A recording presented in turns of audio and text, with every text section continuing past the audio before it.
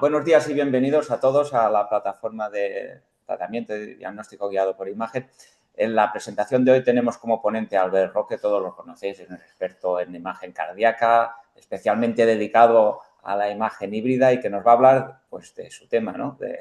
de la utilidad de la imagen híbrida cardiovascular. Como expertos tenemos a Eliseo Bañó, tenemos también a David Viladés y Daniel Castellón, o sea que os animo a poner vuestras preguntas, comentarios en el chat y yo transmitiré estas preguntas al excelente panel que tenemos hoy. Sin más preámbulos, por favor, Alberto, todo Muy tuyo. bien, muy bien. Gracias, Víctor, Salva y a todos los demás por la invitación y por la presentación. Voy a ver si puedo poner aquí las diapos. ¿Lo veis bien? ¿Se ve bien? Sí, perfecto. Perfecto. Pues muchas gracias. La verdad es que es un honor estar una vez más con vosotros y al excelente panel de moderadores con el que tengo el placer de compartir este rato. Y bueno, pues vamos a hablar, como comentaba Víctor, pues de la utilidad, ¿no? Para hacerse una idea global, no nos da tiempo de profundizar en todos los ámbitos que vamos a ver, la utilidad de la imagen cardiovascular híbrida, ¿no? Yo hablo desde el mundo de la radiología, que es una de las partes de la imagen cardiovascular híbrida o de la imagen híbrida, ¿no? Nosotros trabajamos muy de la mano de pues nuestros compañeros de medicina nuclear, sin los cuales pues no sería posible esta fusión de capacidades de las técnicas de las que vamos a hablar, ¿no? También con la colaboración de compañeros de cardiología, porque nosotros nos dedicamos a la imagen cardíaca. Pero bueno, vamos a hablar un poco desde el punto de vista, y yo en este caso desde el punto de vista del radiólogo, de qué nos puede aportar el nosotros implicarnos en estas técnicas pues, de la patología tan interesante como es la cardiovascular para nosotros. Entonces, ¿qué es una técnica de imagen híbrida? Pues bueno, pues es, como su nombre indica, es un método diagnóstico que integra en la misma exploración, en el mismo estudio y habitualmente que se puede hacer en un mismo equipo, dos modalidades de imagen complementarias, ¿no? Dos tipos de información diferente desde el punto de vista de la imagen. Y la mayoría de veces nos vamos a referir a lo que es combinar información anatómica con información funcional, metabólica o molecular, que es lo que todos tenemos en la cabeza, ¿no? ¿Cuál es el objetivo? El objetivo, como en toda prueba diagnóstica, es intentar mejorar nuestra precisión diagnóstica pues, respecto al paciente, ¿no? ¿Por qué? Pues porque esta fusión de información nos va a permitir localizar con exactitud los hallazgos funcionales, es decir, si nosotros tenemos una captación de un trazador en una lesión, la podremos localizar muy bien si hacemos una fusión correcta con la anatomía, ¿no? Entonces, hacemos la fusión tanto en la pantalla como mental nosotros, ¿no? De lo que tiene el paciente desde el punto de vista metabólico sobre una lesión subyacente anatómica que nosotros podemos ver y que es lo que tradicionalmente pues hemos visto los radiólogos. Y la verdad es que, bueno, pues no nos tiene que sonar nuevo, ¿no? Esto de la imagen híbrida, la imagen funcional, la verdad es que para nosotros quizá lo hemos ido incorporando, no reconociendo tanto, pero ya hace mucho tiempo que nosotros, aparte de la información anatómica, también tenemos información funcional solamente desde el punto de vista de las técnicas de radiología, ¿no? Pues tenemos la resonancia funcional, la resonancia es una técnica anatómica como todas las nuestras de imagen, pero que también nos puede aportar mucha información desde el punto de vista funcional.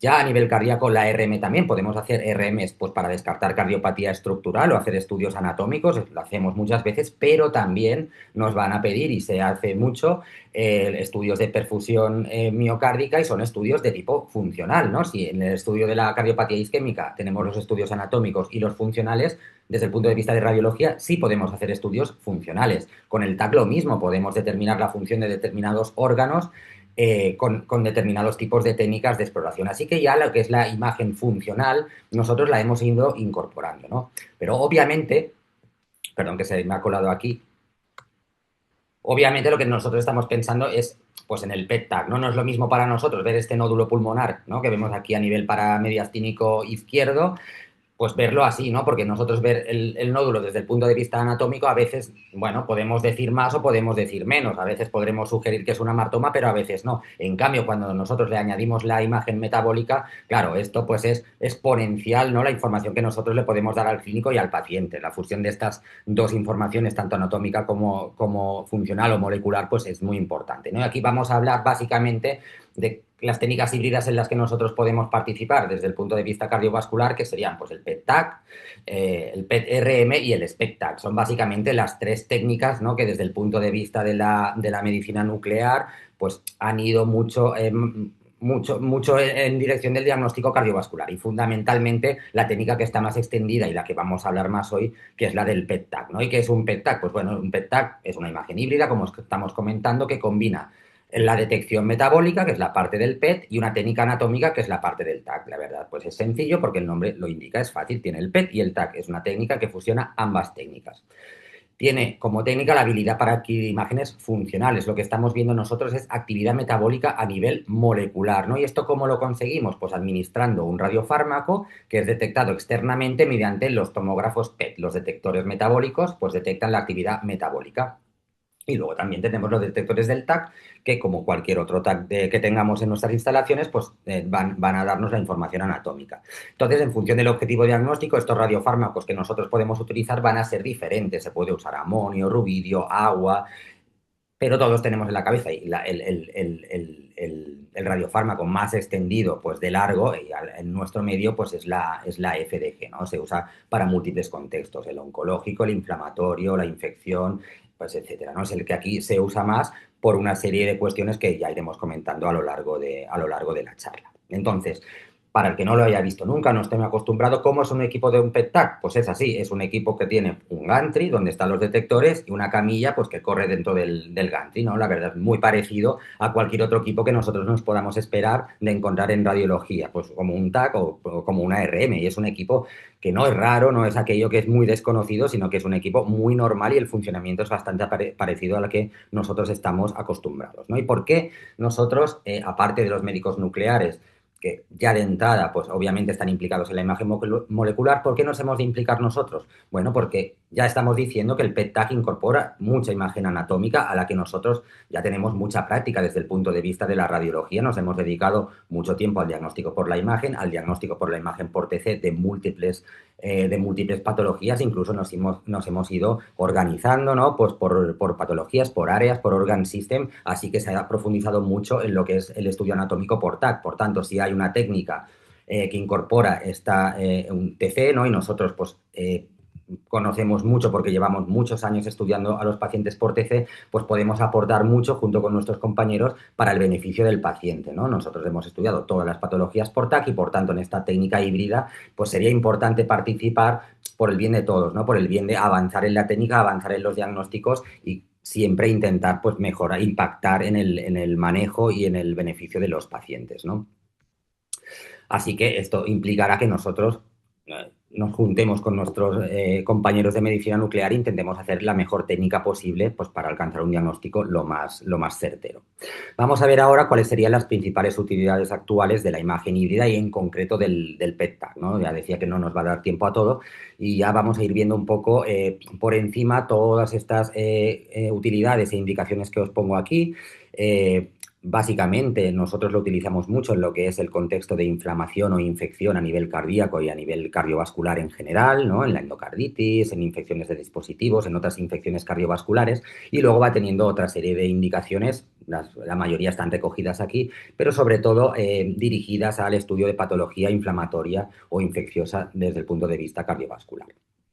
Pero no podemos pasar por alto que una de las grandes indicaciones del PET-TAC, y es una de las que nos cuesta mucho poder aplicar aquí en nuestro medio, es el estudio de la cardiopatía isquémica. Pues es una técnica que ya tiene mucha tradición y que se ha demostrado que sería el gold estándar, ¿no? Para estudiar la perfusión miocárdica, sería el PET. Hay otros contextos, otros países que pues por sus características lo han podido ir implementando, pues tienen PETs, tienen trazadores, tienen ciclotrones en que pueden acceder a esta tecnología. La verdad es que aquí cuesta mucho de implementar, pues por lo que comentábamos un poco antes de empezar, ¿no? Somos un país con nuestros recursos, hay que repartirlos, la sanidad es complicada y luego pues hay que tener toda una serie de instalaciones previstas que cuestan mucho dinero, cuestan muchos permisos y luego aparte tenemos otras técnicas con las que clásicamente nos hemos manejado, pero en teoría y lo que está validado y demostrado en los estudios que el PET-TAC sería el gold estándar para el estudio de la perfusión miocárdica y podemos hacer estudios cuantitativos y cuantificar el flujo miocárdico, y esto nos da la reserva coronaria y esto nos hace alcanzar pues, un nivel muy alto en el estudio de los pacientes en los que hay sospecha de enfermedad coronaria, ¿no? De cardiopatía isquémica. Es verdad que ahora se ha ido introduciendo la posibilidad de hacer estudios similares por otras técnicas como sería el SPECT, pero el PET sería una de las indicaciones principales, el estudio de la cardiopatía isquémica, el estudio de la viabilidad, que nosotros pues intentamos ver con la RM y que al final tanto el PET-TAC como el PTRM pues también pueden aportar muchísima información al respecto. Bueno, para esto, como os comentaba, pues se pueden utilizar varios trazadores que pues aquí no tenemos disponibles. El gold estándar pues sería el agua, pero luego se usa también mucho el amonio, rubidio, y para eso necesitamos el tener un ciclotrón instalado que nos permita a nosotros generar nuestros radiofármacos para estudiar a los pacientes, y esto pues no es fácil de tener. Hay que generar radiofármacos con una vida media muy corta, que si no los consigues generar al momento en que los tienes que inyectar, pues no es posible trabajar. No es como la FDG, que la puedes comprar directamente, traer al hospital e ir inyectando a los pacientes. Necesitamos gadgets como estos, que son ciclotrones, que son máquinas muy complejas, que tienen que ir en instalaciones también muy complejas, muy grandes, muy costosas, y que, bueno, pues a diferencia de otros países, aquí es difícil de ir implementando. Pero por suerte hace tiempo que ya se validó un trazador que tiene otras ventajas. Se puede generar fuera, tiene una vida media más larga y se podría llegar a comprar, que sería el fluorpiridad, y esto es la gran promesa de poder hacer estudios de perfusión por PET sin tener la obligación de a lo mejor tener el trazador al lado. Tiene una vida media larga y entonces te permite hacer otra serie de estudios que estaríamos más limitados si no podemos nosotros generar el trazador. Luego, como imagen híbrida, la información del PET se puede fusionar con la información de un TC coronario, si nosotros lo conseguimos hacer. Si el equipo es bueno y podemos hacer un estudio cardíaco de coronarias bueno, pues también podremos fusionarlo incrementando el valor diagnóstico de la técnica. Otro campo donde la imagen híbrida pues, ha avanzado mucho, sobre todo de la mano de la medicina nuclear, nosotros con la RM también, pero es la amiloidosis cardíaca. La amiloidosis cardíaca, la verdad es que está siendo una revolución en los últimos años, y ya sabéis que se demostró hace tiempo que un paciente con una sospecha de amiloidosis en que se le haga una gammagrafía ósea y haya captación cardíaca de un cierto grado, ¿no? De un grado del score de Perugini, que se llama, que igual os suene, si a partir de un cierto grado y descartando que haya un componente monoclonal en sangre, etcétera, es ya diagnóstico de amiloidosis por depósito de transtirretina sin necesidad de hacer una biopsia cardíaca. Esto está validado y la verdad es que es una técnica, pues esta sí, muy accesible, sencilla, y que sin necesidad de biopsias nosotros podamos hacer el diagnóstico. Que intentábamos hacer por RM, sí, pero este es muy sencillo y a veces hacemos la RM y necesitamos de la gammagrafía para confirmar el diagnóstico. Aquí tenéis lo que es el algoritmo diagnóstico. Cuando hay una captación a partir de un cierto grado y descartamos 2 o 3 cosas, la verdad es que hacemos el diagnóstico muy seguro de amiloidosis por transtirretina. Por PET también se puede estudiar y hay varios trazadores en marcha, incluso combos de trazadores que podemos nosotros dar para poder estudiar a los pacientes, hacer el diagnóstico de amiloidosis y también poder cuantificar, porque claro, un primer paso en las patologías, en muchas de ellas, y en esta, por ejemplo, que es una enfermedad por depósito, sería conseguir hacer el diagnóstico, que ya es una parte importante, pero luego es ver cuánta amiloidosis cardíaca tiene el paciente. Y esto es importante, pues desde el punto de vista del pronóstico y desde el punto de vista, pues seguramente de los tratamientos. Si nosotros podemos cuantificar cuánta amiloidosis hay, podremos cuantificar cuánta amiloidosis deja de haber cuando nosotros tratamos al paciente. Y esto también, aparte del PET, como hablamos de imagen híbrida y hay más de una, ha ido evolucionando en los últimos tiempos y las gamma cámaras han evolucionado también, y con los estudios de SPECT y de SPECT-TC nosotros podemos registrar mucho mejor la captación que podamos encontrar a nivel miocárdico, hacerlo en múltiples proyecciones, como estamos acostumbrados nosotros los radiólogos mucho, y junto con los copies de nuclear, pues la verdad es que podemos hacer estos estudios que son fantásticos para aumentar el rendimiento diagnóstico y además poder cuantificar cuánta amiloidosis hay.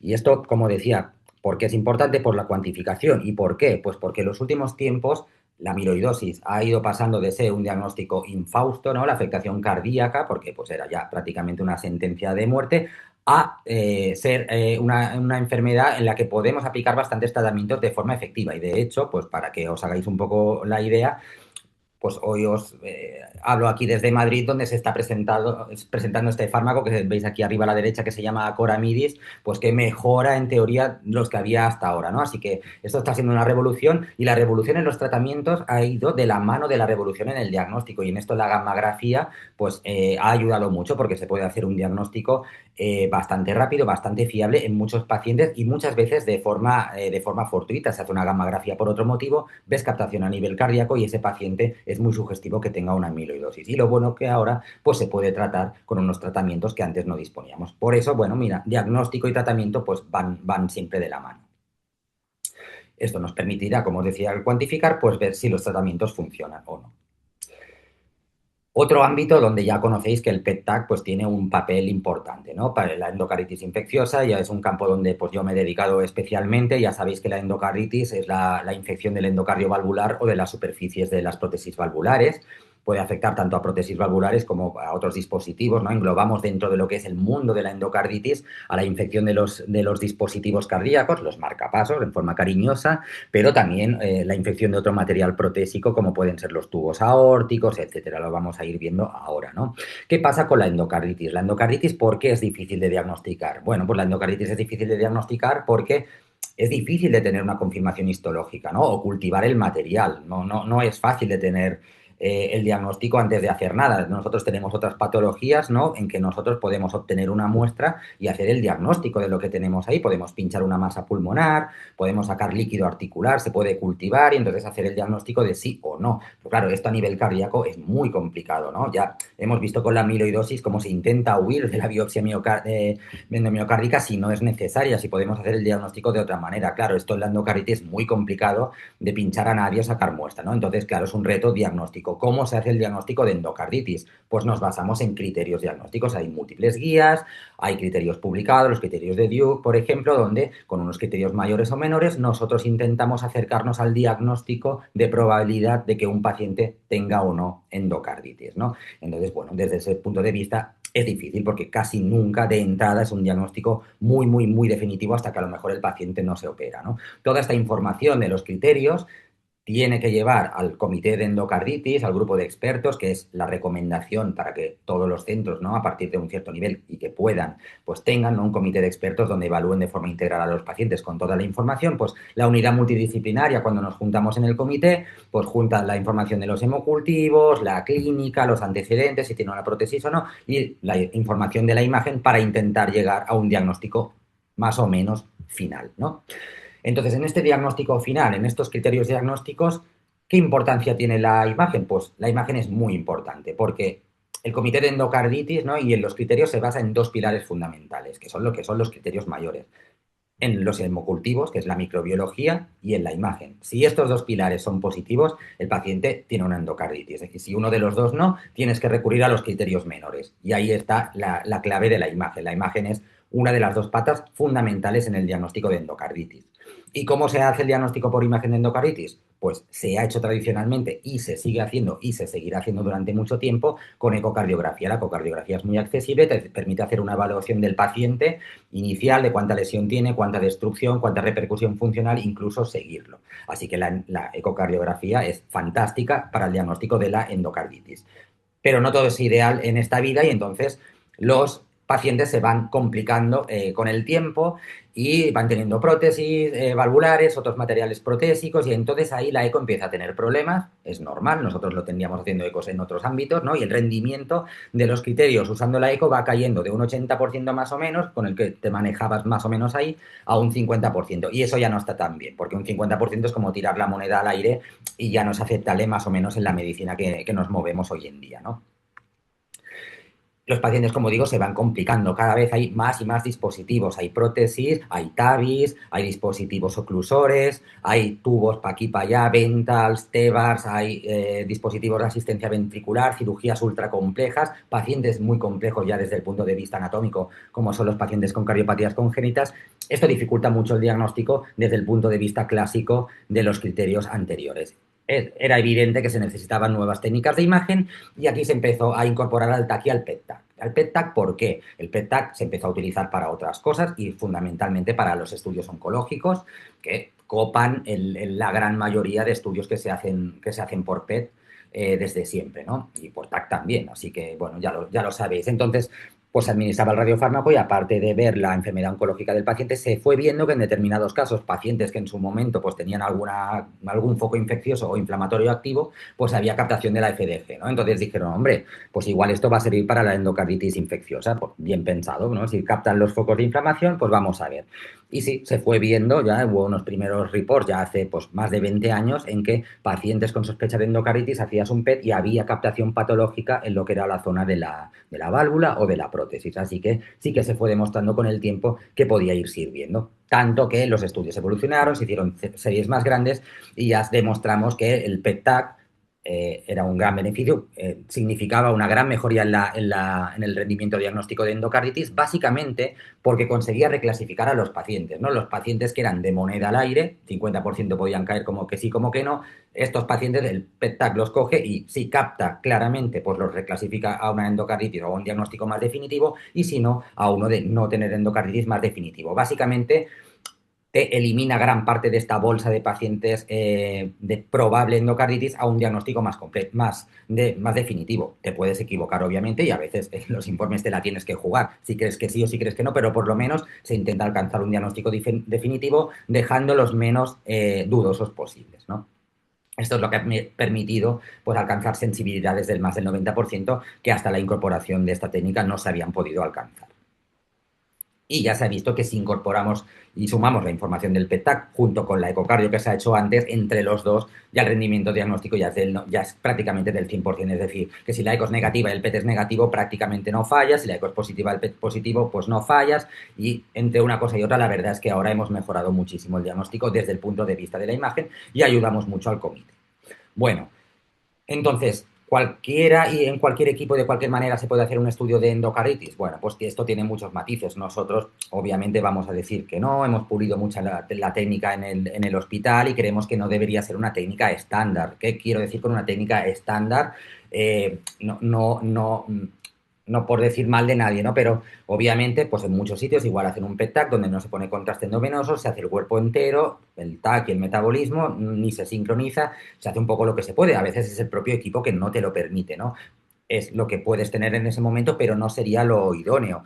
Lo idóneo sería preparar al paciente para un estudio cardiovascular, administrar contraste endovenoso y sincronizar con el electrocardiograma. ¿Por qué? Porque hacer estudios más generales, más de cuerpo entero, no dedicados, pues puedes tener la suerte de hacer el diagnóstico o puedes tener la suerte de fastidiarla, pues desde el punto de vista de falsos positivos y de falsos negativos también. Así que bueno, si no haces una técnica muy apurada, pues tienes este riesgo, ¿no? Nosotros, entrando un poco para que conozcáis los aspectos técnicos, apostamos más por hacer estudios cardiodedicados. Esto empieza por, en primer lugar, preparar al paciente. ¿Qué es preparar al paciente? Pues bien, si el miocardio en determinadas circunstancias puede usar la glucosa como fuente de energía, claro, y nosotros vamos a administrar un trazador que es glucosa marcada, la va a captar, como veis en esta imagen de arriba a la izquierda, y el miocardio captando, pues si tienes que valorar una prótesis mitral, te va a ser difícil. Nosotros podemos conseguir la imagen de abajo, revertir ese metabolismo de la glucosa a que el miocardio no la utilice y utilice ácidos grasos, y entonces la FDG que administramos,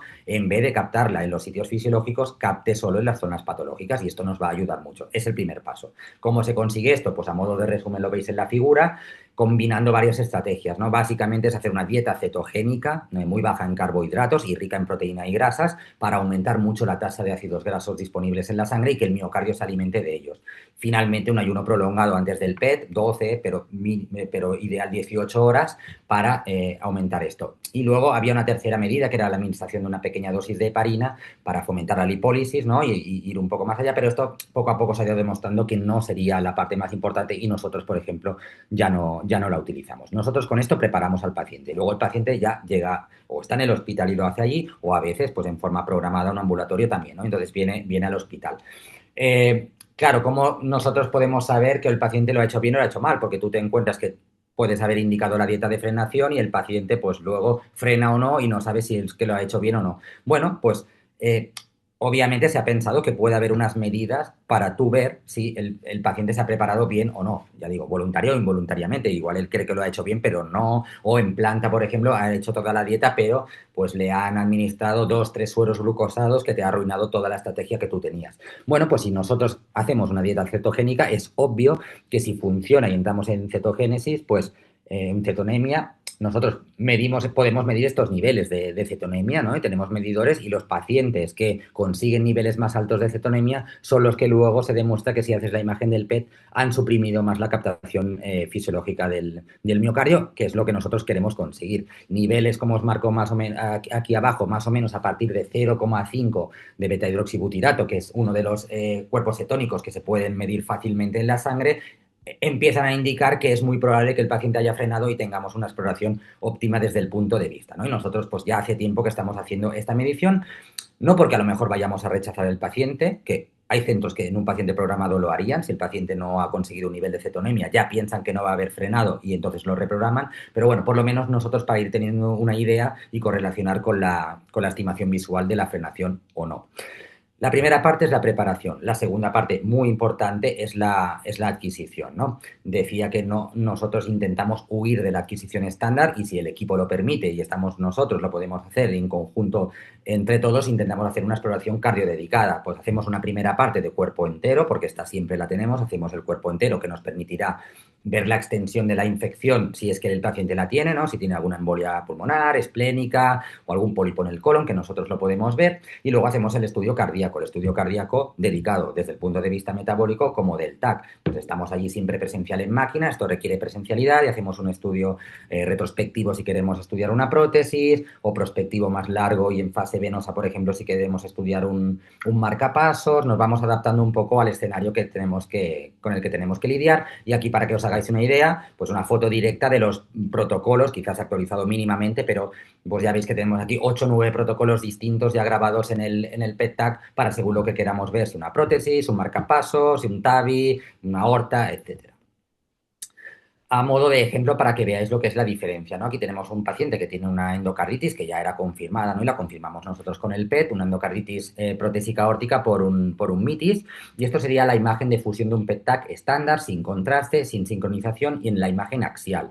Ya vemos que hay una captación aquí en la parte más o menos anterior del anillo protésico aórtico y podríamos decir que, bueno, quizá el estudio es positivo, ¿no? Vemos aquí la captación.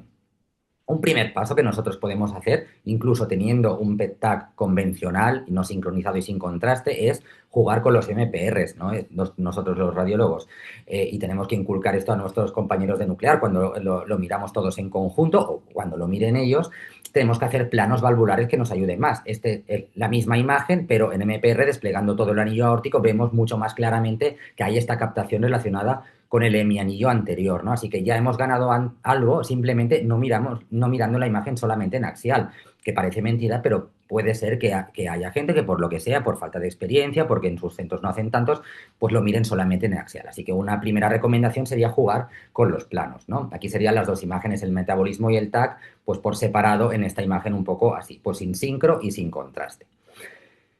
Y otro paso más allá sería sincronizar, ¿no? Tanto la imagen metabólica, que la veis aquí arriba, como define mucho mejor la actividad metabólica, y además sumarle el hacer un TAC cardíaco sincronizado en el mismo equipo. Esto está hecho en el mismo equipo en el que habíamos hecho primero el TAC simple y sin sincronizar. Y ya veis aquí como hay una lesión muy bien definida a nivel periprotésico, ¿no? Hay un absceso y entonces si esto nosotros fusionamos la imagen metabólica con la imagen del TAC cardíaco, tenemos esta imagen que ya es definitiva de endocarditis y de endocarditis complicada. Si nosotros ahora comparamos las dos imágenes, la que teníamos al principio como con la que teníamos al final, ¿no? Si con la primera pues podríamos haber dicho en el informe que parece que hay una captación focal en la prótesis que sugiere endocarditis, con la segunda pues ya decimos que hay una captación focal heterogénea que se extiende a nivel periprotésico y con un aumento de partes blandas que corresponde a un absceso. Multiplicamos por mucho la información que nosotros podemos dar y puede impactar de forma muy importante en el manejo del paciente, de si va a ir a cirugía, de si se va a tratar solo con antibióticos, etcétera. Así que la información que nosotros podemos dar es muy importante. Y todo esto está hecho, es el mismo paciente y hecho en el mismo equipo. Si el equipo lo permite, nosotros lo que recomendamos es hacerlo así. Alcanzar estas imágenes con la máxima información morfometabólica, que es la fusión del TAC cardíaco de un PET cardíaco dedicado. Esto obviamente, pues como os digo, ¿no? Es difícil, puede asustar, cuesta de arrancar, ¿no? Entonces, pues ¿cómo lo hago? Bueno, pues hay que ir ahí, hay que ir a la máquina, hay que ver qué puedo hacer, los protocolos, juntarte con el nuclear, a ver cómo lo montamos. Y bueno, pues no tiene otra que es la colaboración multidisciplinar y yo creo que es la manera en la que se ha podido avanzar más, pues para el bien de todos, para el bien de nosotros, para informar tranquilos los pacientes con sospecha de endocarditis y también para el paciente, que es lo principal, ¿no? Para hacer un diagnóstico lo más seguro y completo posible. Y así es como nosotros entonces vemos la endocarditis, captaciones focales, heterogéneas a nivel protésico y asociadas a imágenes de lesión anatómica, las mismas que vería la eco, pero vistas por el TAC, pues es el diagnóstico más completo que nosotros podemos hacer y es el que ha llevado a esta mejoría en la sensibilidad diagnóstica, como os he explicado antes. Paso por encima de que obviamente al hacer un TAC cardíaco añadimos toda esta información anatómica de vegetaciones, de pseudoneurismas que podríamos ver al hacer un TAC cardíaco, que se puede ver al hacer un eco, lo podemos hacer directamente en el PET-TAC si nos permite hacer TAC cardíaco, ¿no? Y si la exploración encima es de calidad y podemos ver las coronarias y el paciente sabe operar, pues mejor que mejor le evitamos el cateterismo, que en algunas endocarditis pues es un peligro el hacerlo, ¿no? Si tienes vegetaciones grandes. Vale, con todo esto, ¿cuál es la indicación? Dime, Albert, ¿cuál es la indicación para el PET-TAC? ¿Me lo pueden pedir por cualquier cosa? Pues a día de hoy, ¿no? La indicación principal del PET-TAC en endocarditis es aquella sospecha de endocarditis valvular protésica, que con los criterios habituales e iniciales clínicos y de la eco queda catalogada como posible, es decir, dudosa. Posible, pero el clínico, el internista, el infectólogo tiene una gran sospecha y dice, bueno, sí, el eco es negativo y tal, pero el paciente creo que tiene una endocarditis, ahí es donde está indicado el PET-TAC. Esta sería la indicación principal. ¿Por qué? Porque la eco está limitada, puede fallar y nosotros podemos acabar de decantar el diagnóstico. Este es un ejemplo, una mujer de más de 70 años con una bioprótesis aórtica ya antigua, fiebre, hemocultivos positivos, pues va a tener una endocarditis, hagámosle el eco. Bueno, haces el eco, no acaba de ser del todo claro porque tiene unos velos pues un poco engrosados, pero no acaba de tener vegetaciones. Parece que puede tener un engrosamiento de la unión mitroaórtica, la eco no es definitiva, no podemos sumar criterios suficientes y la endocarditis no es definitiva, sino que queda catalogada como posible, pero la sospecha es muy alta, hemocultivos, fiebre, etcétera. Entonces nos piden el PET-TAC y esta es el PET-TAC hecho al día siguiente. Estas son las imágenes del TAC sin fusionar con el metabolismo. Veis aquí que se ve lo mismo que la eco, así que el TAC está a la par del eco más o menos para ver ya todo. Ve los velos ligeramente engrosados, no claras vegetaciones, sí un ligero engrosamiento de la unión mitroaórtica, lo mismo. Es cuando le fusionamos con la imagen metabólica cuando el diagnóstico pasa a ser ya muy claro para nosotros, una captación muy intensa, focal o incluso multifocal, con unos valores de sub, que es lo que nosotros medimos en el PET, muy altos, muy definitivos de endocarditis. Y además, en el estudio del cuerpo entero, lesión esplénica sugestiva de embolia, así que le sumamos incluso un criterio menor y ya tenemos de sobras una endocarditis definitiva cuando antes hubiera quedado catalogada como dudosa.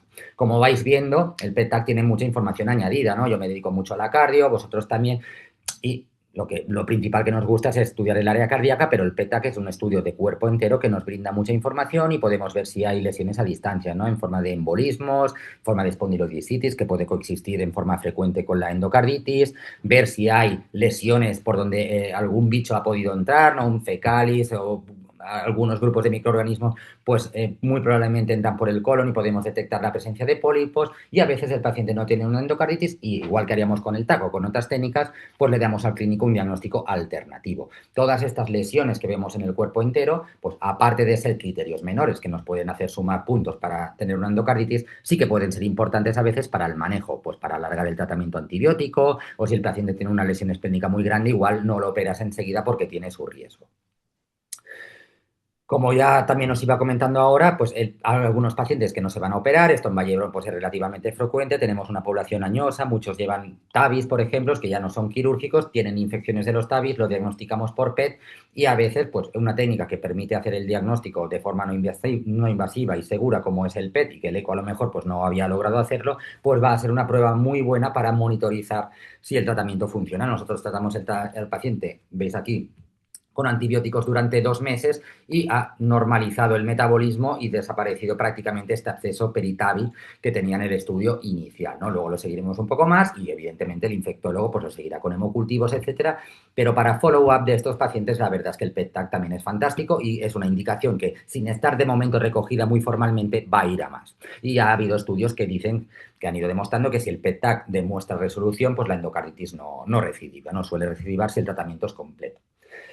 Bien, aparte de la endocardititis estándar, hay pacientes ultra complejos, como son los pacientes con cardiopatías congénitas. Vamos a ir rápido con estos escenarios. Ya sabéis todos que son pacientes complejos para todo. Pues imaginaros para endocarditis, imaginaros para la eco. En estos hay mucha más dificultad y el PET-TAC ha demostrado ser muy bueno, incluso mejor, porque claro, ya la valoración inicial y con la eco es mucho más pobre de entrada y la mejora es más significativa. Aquí ayudamos muchísimo y sobre todo porque las prótesis en los pacientes congénitos pues pueden estar en muchos sitios, ¿no? Y hay prótesis a nivel pulmonar, etcétera, que ya son muy difíciles para el eco, como en este caso de aquí, un paciente joven con un tubo valvulado a nivel pulmonar, que la eco pues no decía nada y nosotros sí que vemos la presencia de vegetaciones y la presencia de un hipermetabolismo periprotésico muy importante en forma de absceso, así que confirmamos aquí el diagnóstico que de otra manera no se podía hacer. Así que este contexto de pacientes complejos, el PET-TAC ayuda muchísimo. Otros escenarios, tubos aórticos, difíciles de diagnosticar por otras técnicas, difíciles de diagnosticar incluso solamente por TAC. La fusión de la imagen anatómica y la metabólica es lo mejor que hay. Captaciones sospechosas, importantes, heterogéneas de todo un tubo, sobre todo si tienen unas partes blandas en el TAC debajo, son muy indicativas de infección. Así que es una técnica, pues para nosotros genial para estudiar estos pacientes y la verdad es que también pues tenemos mucho, ¿no? Como os decía, importancia también de tener el TAC y un TAC bueno y con contraste para correlacionar la presencia de aumento de partes blandas, la presencia de colecciones, captaciones de las paredes de las colecciones o colecciones estas ahí polilobuladas sospechosas fuera del alcance total de la eco y el TAC ayuda mucho y luego ya con la fusión y el metabolismo pues intentamos hacer un diagnóstico lo más acertado posible. Tanto el TAC como el PET están incorporados en unos criterios que se llaman criterios MAGIC, ¿no? que se han hecho con los cirujanos vasculares para intentar también con criterios saber si un tubo, una prótesis está infectado o no, que ya sabéis que puede ser muy difícil. Otras infecciones en el campo agrupadas de la endocarditis, la infección de los marcapasos, que desde el punto de vista clínico pueden ser más claras o más insidiosas, ¿no? Incluso que no sospecharías nada desde el punto de vista de la exploración visual. Aquí el eco no puede ayudar, pocas técnicas pueden ayudar, el TAC lo podríamos hacer, pero tenemos siempre mucho artefacto y la reticulación de la grasa al final, pues es un hallazgo muy inespecífico que lo podemos encontrar en pacientes en que le acaban de implantar el marcapasos, así que es muy poco específico. Bueno, pues con la ayuda del PET-TAC hemos podido alcanzar pues un nivel muy bueno de prácticamente, se habla del 100%, no es así, pero bueno, superior al 90% en diagnosticar o no infecciones en lo que es el generador o la bolsa del marcapasos. Con el PET-TAC podemos estudiar todo, pero esto también hay que tenerlo en cuenta y para cuando nos lo pidan de que no es lo mismo estudiar la zona del bolsillo del generador donde el PET-TAC es muy bueno que los cables, porque los cables la sensibilidad es muy bajita y un estudio negativo no te va a descartar la presencia de endocarditis del dispositivo. Y luego, aparte, como os decía, podremos ver si hay embolias pulmonares u otras afectaciones.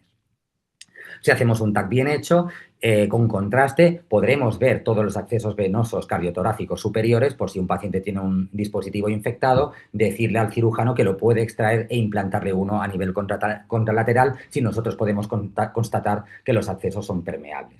Y luego otras infecciones más complejas son los dispositivos de asistencia ventricular. Esto ya es un infierno ya para todos, ¿no?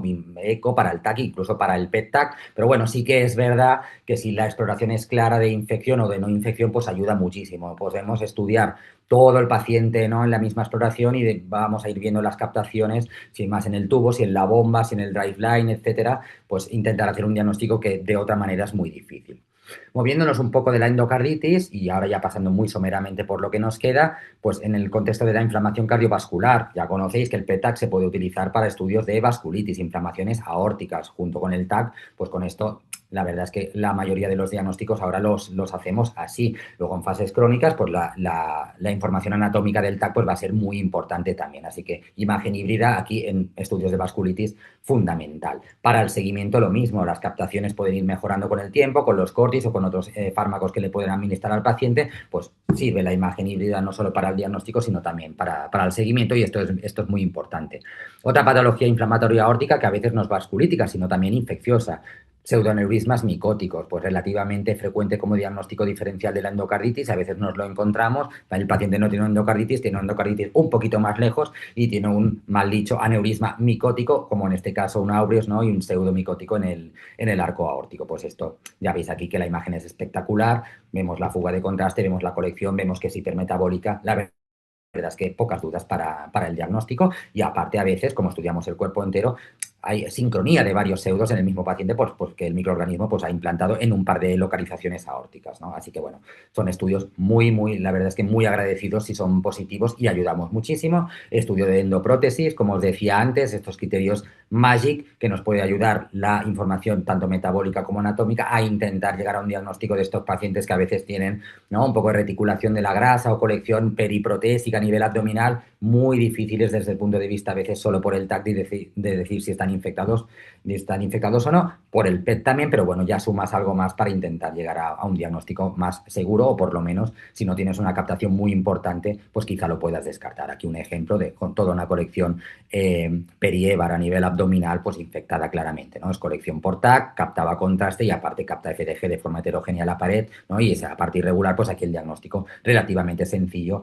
Y bueno, pues te lo agradecen mucho porque es que es muy difícil llegar al diagnóstico de estas patologías, sino, y ya caemos en esto, ¿no? Que prácticamente te quieren enviar cualquier cacharro que lleva un paciente y tiene fiebre a estudiar por PET-TAC. Bueno, esto no es así. Hemos tenido éxito en algunas patologías, en otras ni tan siquiera conocemos los materiales protésicos, cómo se comportan, y no es tan fácil. A veces tenemos que decir, no, mira, no me pidas esto porque no sabemos si esto capta, si va a ser patológico o no, pero bueno, es un peligro de la técnica, ¿no?, que ha tenido éxito en un cierto campo, que luego te intenten ya pedir pues cualquier cosa. Otras patologías, sarcoidosis, que es una patología sistémica, pero se ha visto que el compromiso cardíaco no es infrecuente. Esto nos hemos ido manejando pues con la resonancia, pero el PET también pues ha demostrado que tiene un papel fundamental, puede indicar la presencia de inflamación activa, que nos podría costar de verlo con otras técnicas, ¿no? En lo que es todo el contexto de la sarco, ya voy un poco rápido, pues cada una de las técnicas puede participar en alguno de los momentos de la enfermedad. Con la reso pues podíamos ver más cicatrices, verdad que también edema, pero con el PET vemos muy bien la inflamación activa, y si correlacionamos con la RM, como comentábamos antes, pues bueno, fusionamos en el PET-TAC y vemos aquí como hay un engrosamiento del septo, una captación muy focal, ¿no?, en un paciente que ha frenado. Esto aquí sí que es muy importante la supresión miocárdica para intentar diagnosticar los focos inflamatorios con fiabilidad. Y si correlacionan con la lesión de la RM, pues mejor que mejor, ¿no? Está el PET igual que la RM en los criterios de sarcoidosis cardíaca, así que bueno, son técnicas indicadísimas y que vamos haciendo nosotros bastante en el día a día. Y como os decía, en otras patologías, no solo para el diagnóstico, también para el seguimiento, pues va muy bien. Pues si nosotros hemos diagnosticado la enfermedad y la tratamos, la podemos seguir para ver si aumenta, si se estabiliza o si disminuye y se resuelve como en este caso. No todo es positivo, a veces hacemos el PET-TAC y es negativo. Esto también le va muy bien al clínico. Un montón de adenopas, enilios, mediastínicos, cambios pulmonares, pero a nivel cardíaco la verdad es que nada, así que pues un estudio negativo. Pues nada, hacemos el PET, es negativo y es prácticamente la mejor noticia porque no nos confundimos con nada. Si el PET es negativo y no hay actividad inflamatoria. Bueno, aquí era para resaltar un poco que podemos tener dificultades en lo que es distinguir frenación miocárdica, o sea, actividad fisiológica versus actividad inflamatoria, ¿no? Tendríamos un riesgo de estudios no diagnósticos si el paciente no queda bien preparado, pero si el estudio es negativo podemos estar seguros de que actividad inflamatoria activa, o al menos significativa, no va a haber. Aquí pasamos por encima porque es más de la preparación. Aquí un poco el papel de correlacionar con la RM, que se ha demostrado que puede reclasificar prácticamente la mitad de los pacientes si juntamos la información metabólica del PET con la información que tenemos de la RM. Por tanto, veis aquí que siempre ronda la imagen no híbrida, sino ultra híbrida. Ya tenemos que hacer valoraciones muy integrales desde el punto de vista de la imagen del paciente. Otras patologías, pericarditis, la captación pericárdica, que nos puede indicar inflamación activa, nos puede servir para guiar el tratamiento antiinflamatorio o indicar cirugía. ¿Por qué? Pues porque las pericarditis recurrentes, recidivantes, pues tienen muchas fases hasta que llegan a un momento en que se llama, ¿no?, que se ha quemado la pericarditis, y entonces nosotros nos pueden pedir a veces el PET para acabar de ver que si no hay actividad inflamatoria que puedan tratar con tratamiento médico, ya indicar definitivamente una cirugía. Así que es muy importante esta técnica y también es una de las indicaciones principales que vamos teniendo nosotros en el servicio. Y como hacemos el TAC y lo hacemos todo completo, podemos ver la repercusión en determinados escenarios como la pericarditis constrictiva, todos los cambios asociados que nosotros podremos ver en el TAC, ¿no?, de congestión hepática, dilatación de la cava, etcétera. Pues accedemos, la verdad, a un montón de información con estas técnicas en el mismo estudio.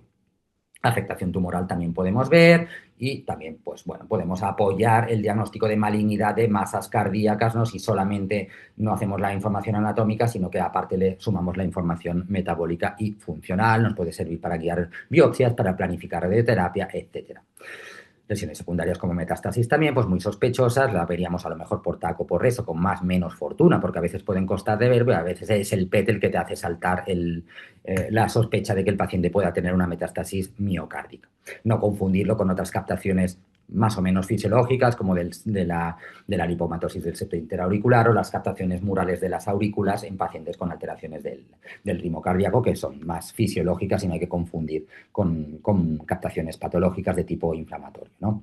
Y ya para acabar, como líneas de futuro, para que veáis cómo esto ha ido despegando, 4 pinceladas de lo que se habló en el Congreso Europeo de Medicina Nuclear, que se hizo aquí en Barcelona en octubre, y la verdad es que aquí, a diferencia de otros años, la imagen cardíaca tuvo un papel muy relevante. Una de las cosas que ya vamos viendo, ¿no?, es lo que os decía, ¿no? Este trazador, la FDG, es tan inespecífico que ya no sabemos si hemos llegado un poco al tope de lo que podemos hacer con este trazador, porque, claro, captan muchas cosas y a veces no es fácil distinguir lo patológico de lo normal. Entonces, siempre la nueva esperanza es, ¿va a haber nuevos trazadores? Bueno, nuevos trazadores que no dependan tanto de la preparación del paciente, de que no se capte por el miocardio en forma fisiológica, pero esto, como os decía, cuesta mucho. Necesitas un ciclotrón. Aquí os pongo ya la foto del ciclotrón que nosotros tenemos instalado en Vallebrón, que alrededor de él tiene que ir toda una instalación, todo un despliegue muy importante que cuesta mucho. Así que, bueno, esto seguramente en un futuro pues lo tendremos. No sabemos si todos los centros lo van a tener y vamos a ver cuánto no esto se extiende, pero hay otros trazadores aparte de la FDG que nosotros nos pueden ayudar, ¿no? Pues uno de ellos es el FAPI. El FAPI es un trazador que han podido usar en muchos países, aquí no, marcador de fibrosis cardíaca, marcador de estadios casi nuevos en las sarcoidosis cardíacas, ¿no?, que están entre la inflamación muy activa, preinflamación, etcétera, y que tiene muchas utilidades para ver zonas de cicatriz auricular en las FAs, para ver cardiotoxicidad, etcétera. Pues de momento un trazador el que aquí no podemos utilizar, pero sí que es verdad que cada vez la gente lo va usando por ahí, va demostrando su utilidad en muchos ámbitos, ¿no? Y luego, desde el punto de vista tecnológico, todo ha aumentado, todo ha mejorado, han mejorado los equipos de gamma cámaras, de SPEC, que permiten hacer pues ya estudios muy globales y de field of view muy grandes de los pacientes, asociarlos con TAC ya de una calidad decente para poder nosotros hacer una imagen híbrida de verdad. Y luego tenemos los PET TACs también de cuerpo entero que nos permiten hacer un estudio metabólico, ¿no?, de todo el paciente a la vez. Y esto nos va a llevar a que, si podemos estudiar todo el paciente a la vez, a obtener un montón de información, ¿no?, desde el punto de vista funcional, incluso dinámico. Podemos hacer estudios dinámicos de cuerpo entero, cuantitativos de las distribuciones de los trazadores, de las perfusiones, no solo del corazón, sino de todos los órganos del cuerpo. Vamos a ver qué se puede hacer con toda esta información, vamos a ver si todo esto se va a implementar aquí, pero bueno, son ya estudios que te permiten alcanzar cosas que antes no pensabas, pues como ver el eje cerebro-corazón, etcétera, ¿no? Ya un estudio muy integral del paciente desde el punto de vista híbrido. Nada, para acabar, ya veis que el TAC cardiovascular tiene utilidad diagnóstica en múltiples escenarios y que, por tanto, el PET es una prueba híbrida que combina lo metabólico y lo anatómico, que nosotros, desde el punto de vista de radiología, ya estábamos acostumbrados, y por tanto es importante que, por el bien del paciente, todo el mundo intente hacerlo lo mejor posible, y tenemos que ir en colaboración con los servicios de medicina nuclear juntos para intentar acceder a exploraciones lo más cardiodedicadas posibles para hacer los diagnósticos mejores, ¿no? Esto ya habéis visto que tiene una serie de requisitos técnicos que van a impactar en la calidad del estudio y en nuestro diagnóstico. Pues no es lo mismo hacerlo pues con un PET estándar que un PET cardiodedicado, ¿no? Implica más esfuerzo, pero bueno, mayor beneficio después, ¿no? Todo esto era un poco para repasar las múltiples utilidades que habéis visto de la imagen híbrida, y en concreto del PET a día de hoy, y tiene más, así que nada, con esto os quería dar un poco de pinceladas de lo que a día de hoy, entre radiología y medicina nuclear, podemos hacer desde el punto de vista de la imagen híbrida en la patología cardiovascular. Y nada, muchas gracias. Muy bien, muchas gracias, Albert. Espectacular, como siempre. Yo no diría unas pinceladas, ha sido un repaso Intenso. exhaustivo de toda la utilidad que tiene la imagen híbrida cardiopulmonar, y sobre todo de la necesidad de utilizar una técnica de adquisición exquisita como la que hacéis para llegar a los resultados que se obtienen, ¿no?, si se utiliza bien la técnica. Nos quedan unos minutos y me gustaría escuchar la opinión de los expertos que tenemos hoy sobre la presentación de Albert, que seguro que tienen comentarios o preguntas al respecto. ¿Quién empieza? ¿David? Pues empiezo yo. Bueno, felicitarte, Albert, porque nos has dado un repaso de la A a la Z, además con mucha imagen, muy específica, bien documentada, con lo cual yo creo que hemos aprendido, yo he aprendido muchísimo, o sea que te doy gracias por ello. Siempre es un placer escucharte.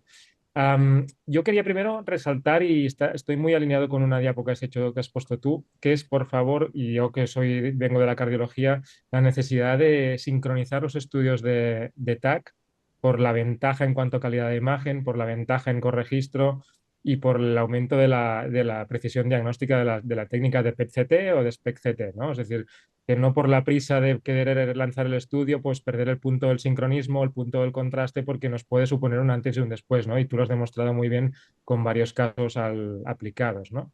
Eso por una parte. Te quería preguntar dos cosas. La primera es, vosotros tenéis en Vallebrón la suerte y nosotros también aquí en San Pau de poder trabajar con imagen cuantitativa o perfusión cuantitativa tanto por la rama del SPEC como por la rama de la RESO. ¿Tú crees que ese advenimiento de la perfusión cuantitativa, bien sea por estudios de RESO, bien sea por estudios de SPECT en este caso, puede llevarnos a intentar parecernos al PET en cuanto a rendimiento diagnóstico en el escenario de cardiopatía isquémica? Esa sería una pregunta. Y la segunda sería en el campo que tú ya eres experto renombrado, que es en las endocarditis y las infecciones de dispositivos, si siempre trabajáis meramente con imagen cualitativa, es decir, valoráis cualitativamente el estudio o también trabajáis con subs, con patrones y yendo un poquito más allá. Y si, por ejemplo, la infección de según qué gérmenes también os condiciona unos resultados, unos patrones o por contra no. Vale, muy bien. Gracias, David, primero por tus palabras iniciales.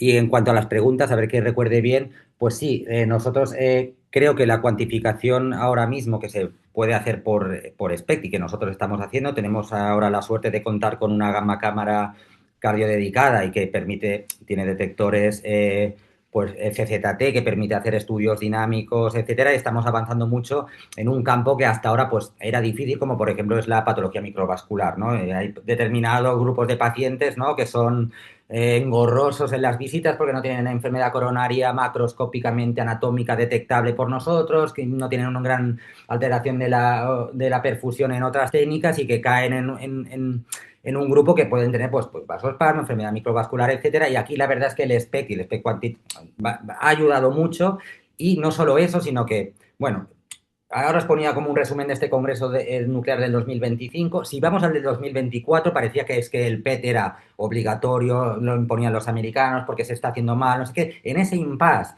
ha ido aumentando mucho lo que es el SPEC con estas nuevas gamma cámaras y cuantitativo, de manera que se está acercando mucho a lo que puede hacer el PET. Y claro, ya desde aquí es como un pulso de decir, bueno, primero no lo hacemos tan mal, no somos tan tochos.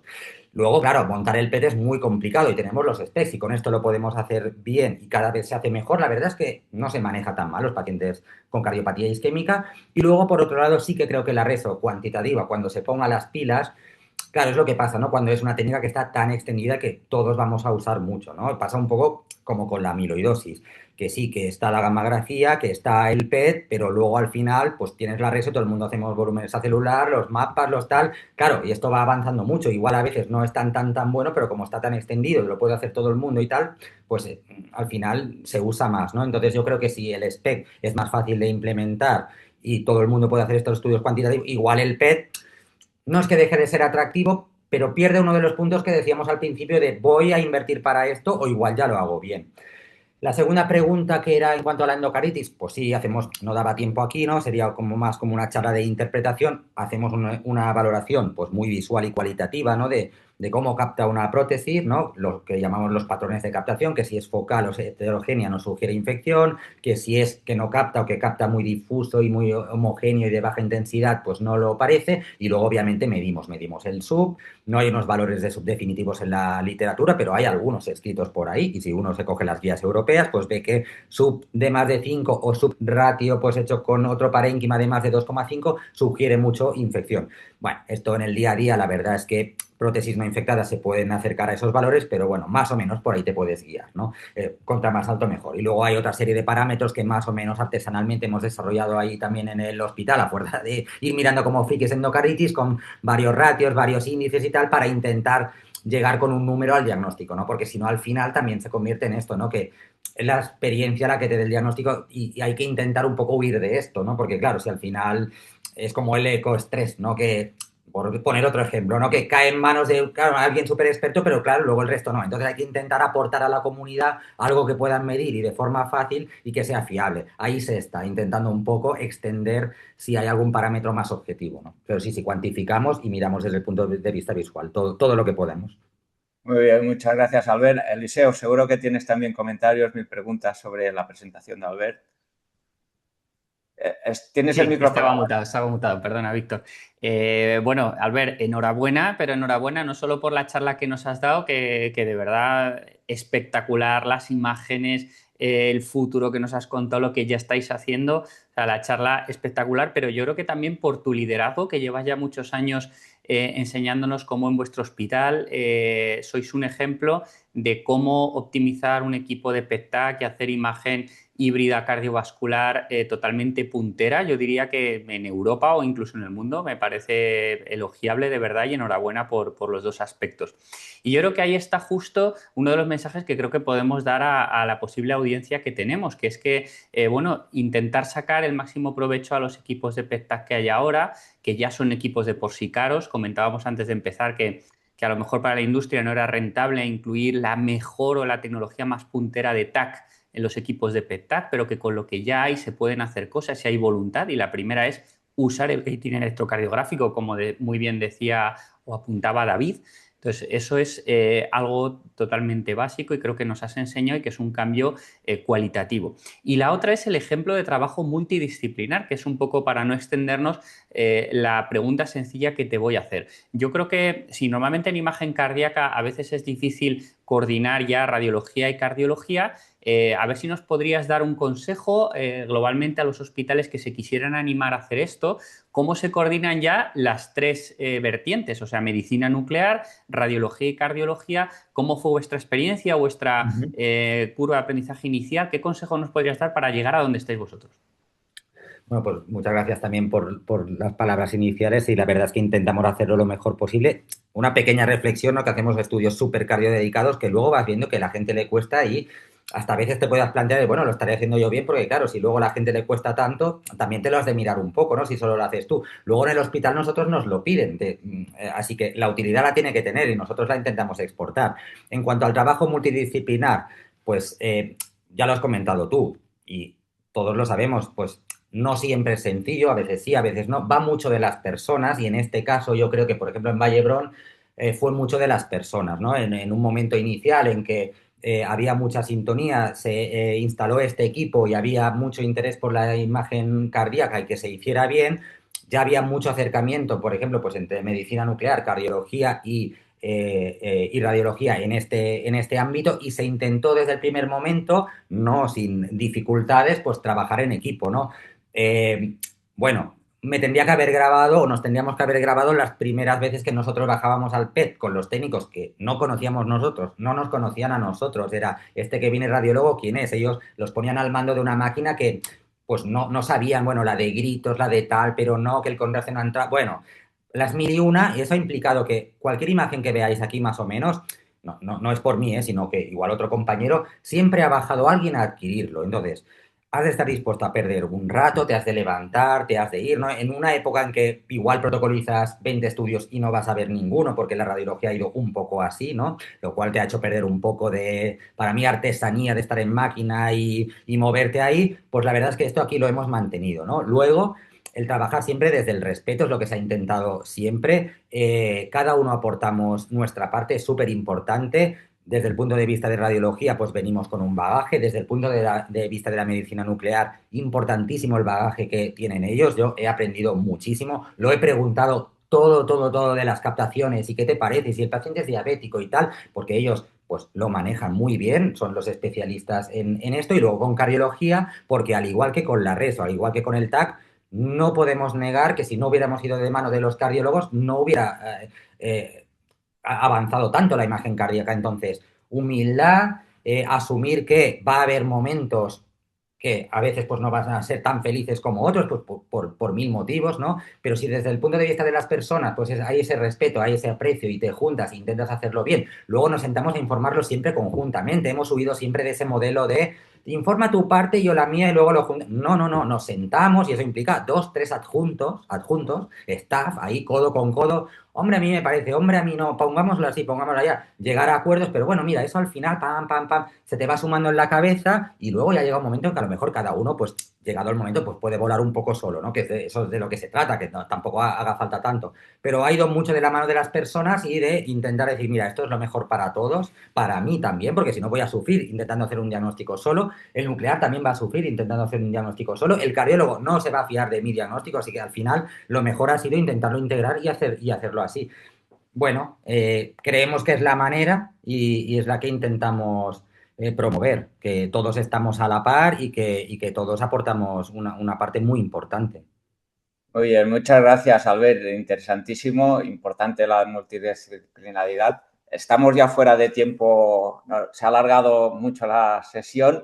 Realmente ha sido muy interesante y nada, agradeceros la participación a los expertos y a ti, Albert, por la excelente presentación. Y Salva, seguro que quieres concluir la sesión. Sí, simplemente agradeceros a todos vuestra participación. Gracias, Víctor, por tu excelente moderación y muchísimas gracias a todos nuestros expertos, a David Viladés y a Eliseo Baño y Albert. La verdad es que ya lo han dicho todos, espectacular. Yo creo que nos has dado 3 ideas claras. Nos has dicho, a ver, señores, en este estudio a nivel de imagen híbrida, a nivel cardiovascular, hay que saber el qué, el quién y el cómo. El quién es multidisciplinar, cardiólogos, radiólogos y médicos nucleares. El cómo es preparar bien el paciente cuando se quiere sincronizar y después hacer un informe conjunto. Y el qué, nos has dicho 5 indicaciones claras. Nos has dicho, señores y señoras, sarcoidosis, amiloidosis, infecciones tanto endocarditis como dispositivos, quizás pericarditis y enfermedad vascular. No sé si te parece bien este resumen o quieres añadir algo, Albert. Estupendo, sí, yo creo que lo has resumido perfectamente. No, a veces no da tiempo en este momento de comentarlo todo, pero yo creo que ya el resumen es fenomenal de un poco la visión que queríamos dar en este ratito. Así que Perfecto. muchas gracias por la invitación. Gracias. Simplemente recordar a todos que el lunes volvemos con una sesión de la doctora Sandra Baliato, que nos va a hablar de contraste organoespecífico en la enfermedad metastásica hepática. Estáis todos invitados, que tengáis un gran día. Gracias, Albert, gracias, Eliseo, gracias, David y gracias, Víctor. Un saludo a todos. Chao, Nos vemos. chao. Saludos a todos. Gracias, buen Muchas día. gracias.